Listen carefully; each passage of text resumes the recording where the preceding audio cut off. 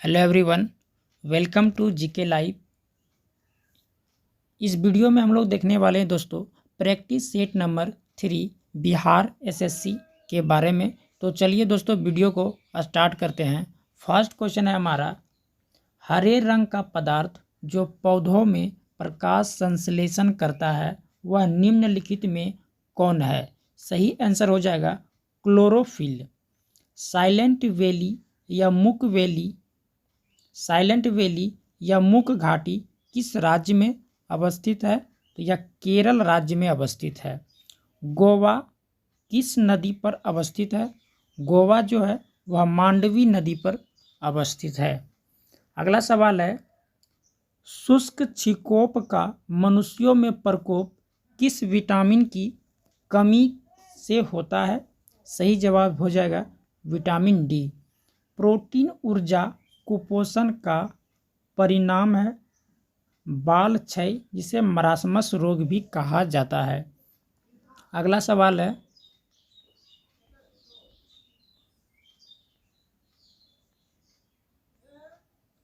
निम्नलिखित में से किस स्थान पर जी का मान सर्वाधिक होता है?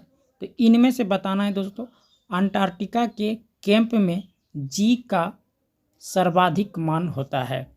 शरीर के किस अंग की खराब से मधुमेह रोग का प्रकोप होता है? तो यह दोस्तों मधुमेह रोग पेनक्रियाज या अग्नाशय के प्रकोप से होता है। इबोला क्या है?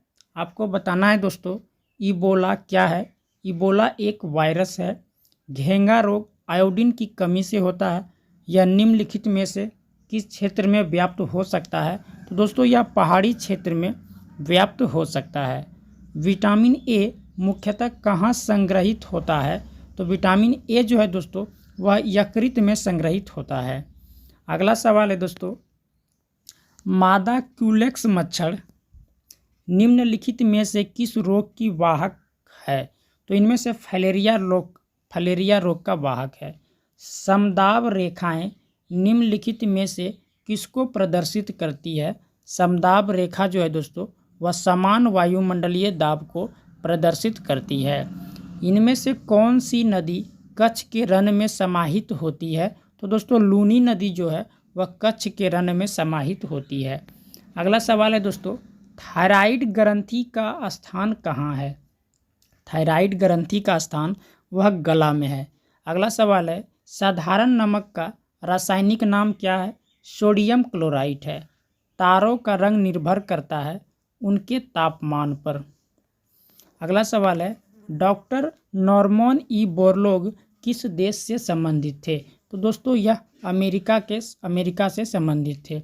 आयोडीन टेस्ट का प्रयोग किसकी उपस्थिति जांच के लिए किया जाता है? कार्बोहाइड्रेट की उपस्थिति जांच के लिए किया जाता है। भारतीय संविधान का कौन सा अनुच्छेद छुआछूत उन्मूलन से संबंधित है?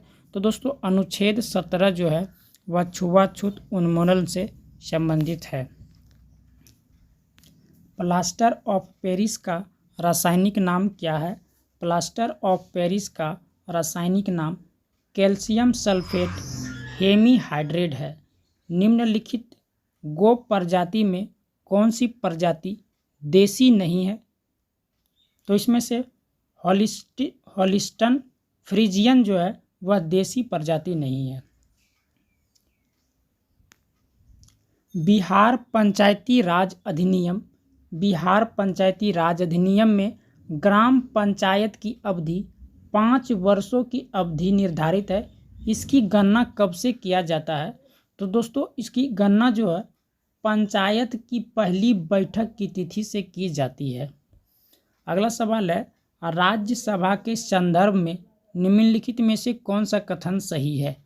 आपको बताना है इनमें से कौन सा कथन राज्यसभा के संदर्भ में सही है। 86 का सही आंसर हो जाएगा दोस्तों ऑप्शन नंबर सी है।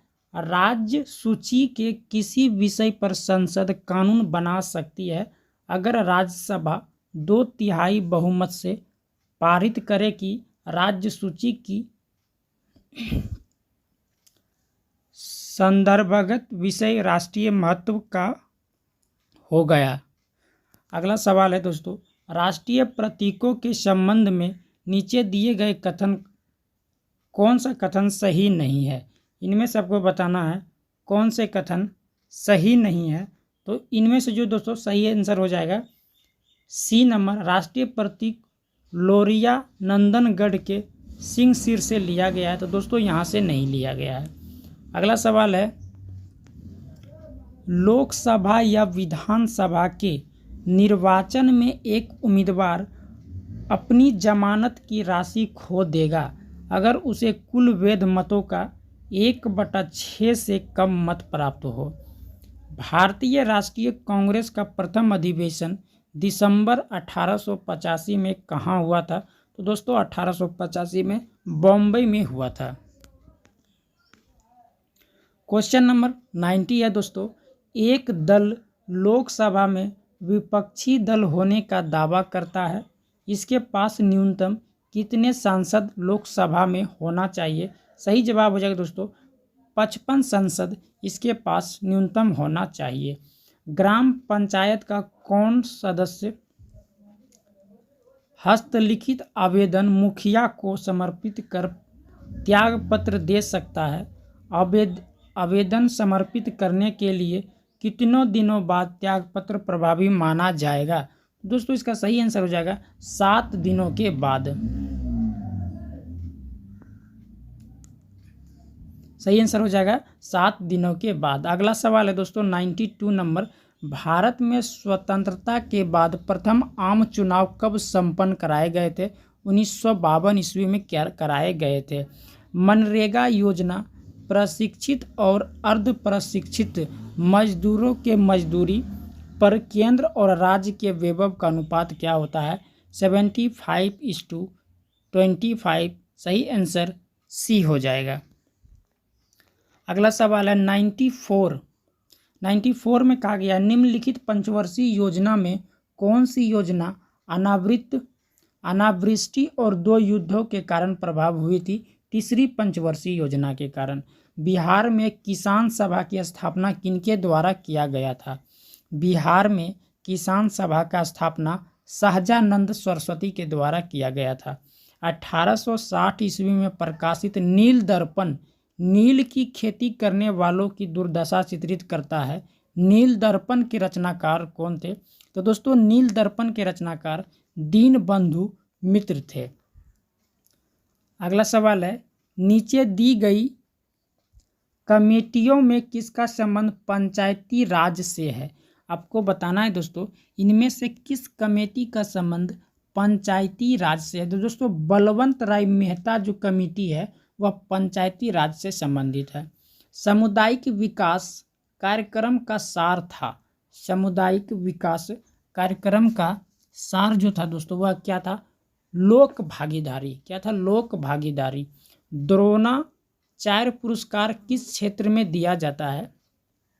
तो दोस्तों द्रोणाचार्य पुरस्कार जो है वह खेल का क्षेत्र में दिया जाता है। तो इसमें से क्रीड़ा परीक्षण जो है दोस्तों वह सही आंसर हो जाएगा। अगला सवाल है, राष्ट्रीय खेल दिवस 29 अगस्त को मनाया जाता है, यह निम्नलिखित में किनसे संबंधित है? तो दोस्तों राष्ट्रीय खेल दिवस जो है वह मेजर ध्यानचंद से संबंधित है, जिसे हॉकी का जादूगर कहा जाता है। मैक्सेस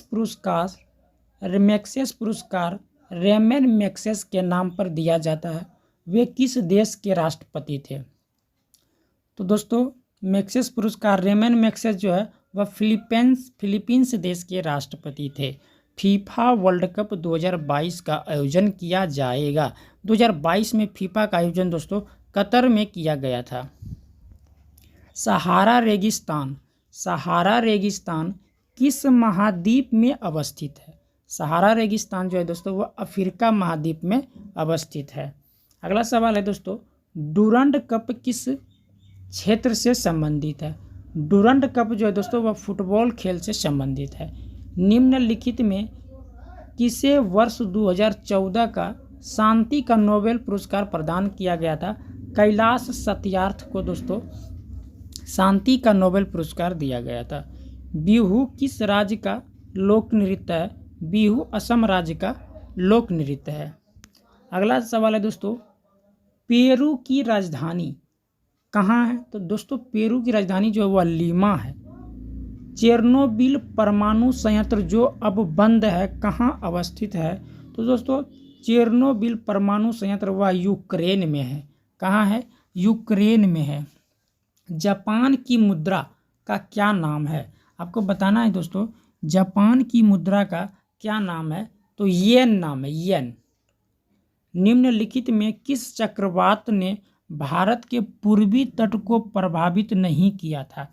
बताना इनमें से कौन सा चक्रवात है जो भारत के पूर्वी तट को प्रभावित नहीं किया था? 110 नंबर का सही आंसर हो जाएगा दोस्तों 110 का ए, नीलोफर।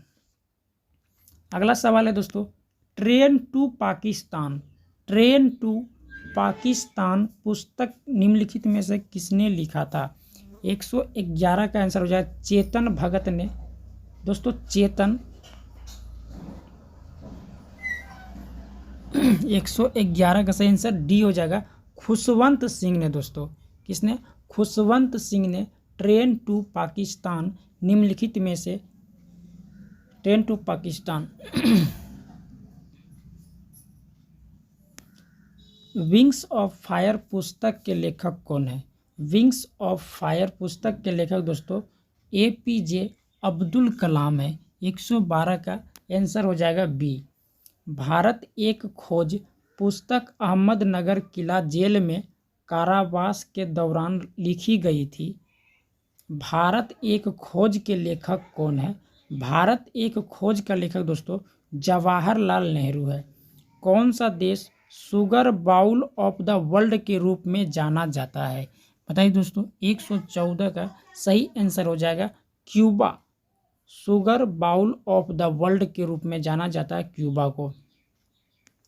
अगला सवाल है, जल का घनत्व किस तापमान पर सर्वाधिक होता है? तो दोस्तों 4 डिग्री सेल्सियस पर जल का घनत्व सर्वाधिक होता है। संयुक्त राष्ट्र संघ का गठन कब किया गया था? संयुक्त राष्ट्र संघ का गठन कब किया गया था? 1945 ईस्वी में किया गया था। भारत की आज़ादी के समय भारत के वायसराय कौन थे? बताइए दोस्तों, भारत के आज़ादी के समय भारत का वायसराय लॉर्ड माउंटबेटन था। कौन सा ICS अधिकारी भारतीय राष्ट्रीय कांग्रेस के 1885 में गठन में शामिल रहा था? बताइए दोस्तों इनमें से कौन शामिल रहा था? 118 का आंसर हो जाएगा A.O. ह्यूम जो है दोस्तों 1885 में गठन शामिल रहा था। ठीक है, यानी भारतीय राष्ट्रीय कांग्रेस का स्थापना भी A.O. ह्यूम ने किया था। 118 हो गया दोस्तों। अब चलते question, next question number 119 number question है, म्यांमार की राजधानी क्या है? बताइए दोस्तों म्यांमार की राजधानी क्या है? 119 का सही आंसर नई पैताव। नई पैताव जो है म्यांमार का नया राजधानी है। तमस उपन्यास के लेखक कौन है? बताइए दोस्तों तमस उपन्यास के लेखक कौन है? 120 का भीष्म कहानी, भीष्म साहनी है दोस्तों। तमस उपन्यास के लेखक कौन है? भीष्म साहनी। अगला सवाल है, किस खिलाड़ी को प्रथम राजीव गांधी खेल रत्न पुरस्कार से सम्मानित किया गया था? बताइए दोस्तों किसे? विश्वनाथ आनंद को प्रथम राजीव गांधी खेल रत्न पुरस्कार दिया गया था। अगला सवाल है, भारतीय आज़ादी के समय इंग्लैंड के प्रधानमंत्री कौन थे? इंग्लैंड का प्रधानमंत्री कौन था? क्लीमेंट एटली था। भारतीय रिजर्व बैंक के वर्तमान गवर्नर कौन है? 123 का सही जवाब हो जाएगा वर्तमान में इस ऑप्शन के अनुसार दोस्तों रघुराम राजन था। अगला क्वेश्चन है, भारत के राष्ट्रीय महिला आयोग की वर्तमान अध्यक्ष कौन है? बताइए राष्ट्रीय महिला आयोग की वर्तमान अध्यक्ष कौन है? 124 का सही आंसर हो जाएगा ललिता कुमारी मंगलम। भारत और चीन के बीच पंचशील समझौता कब हुआ था? 1954 ईस्वी में हुआ था। अगला सवाल है, भारत में हरित क्रांति के जनक किसे माना जाता है? हरित क्रांति का जनक एम.एस. स्वामीनाथन को माना जाता है। आंग सान सू की जो एनएलडी के नेत्री है वह किससे संबंधित रखता है? तो दोस्तों आंग सान सू की जो है वह किससे संबंधित रखता है? म्यांमार से।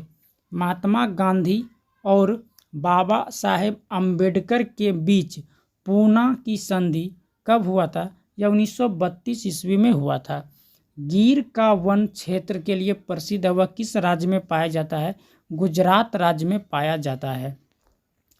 प्रसिद्ध पेंटर राजा रवि वर्मा किस रियासत से जुड़े थे? बताइए दोस्तों, राजा रवि वर्मा वह किस क्षेत्र से जुड़े थे?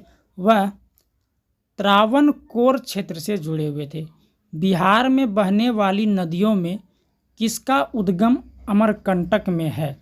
आपको बताना है दोस्तों, 131 का सही आंसर हो जाएगा। सोन नदी का उद्गम भी अमरकंटक है। सोन नदी का उद्गम भी अमरकंटक है। दोस्तों अगर वीडियो अच्छा लगा हो तो वीडियो को लाइक करें और वीडियो को शेयर जरूर करें और चैनल को सब्सक्राइब जरूर करें। इसी तरह वीडियो देखने के लिए थैंक यू। वंदे मातरम।